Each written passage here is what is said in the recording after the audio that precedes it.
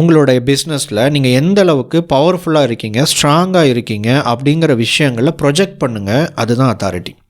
அது knowledge sharing மூலமாக இருக்கலாம், அல்லது அந்த விஷயங்களை, அந்த காட்சிகளை காண்பிப்பதன் மூலமாக இருக்கலாம். இதுதான் அத்தாரிட்டி பில்டிங்.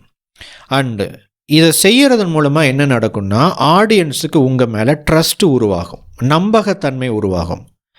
அதுக்கப்புறம் தான் டிரான்சாக்ஷன், அவங்க உங்களுடைய கிளையண்ட்டாகவோ கஸ்டமராகவோ மாறுறாங்க.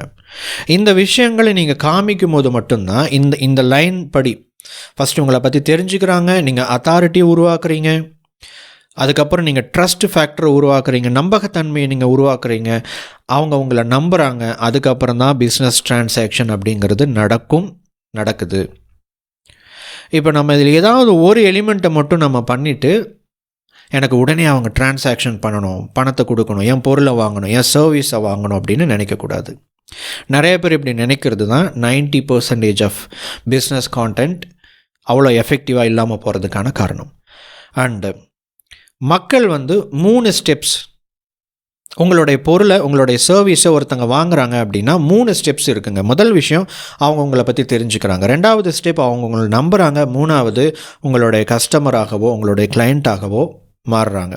அப்போ நீங்கள் என்ன செய்யணும் அப்படின்னா, உங்களுடைய எக்ஸ்பர்டீஸை நீங்கள் வெளிப்படுத்துங்க, உங்களுடைய நிபுணத்துவத்தை வெளிப்படுத்துங்கள்.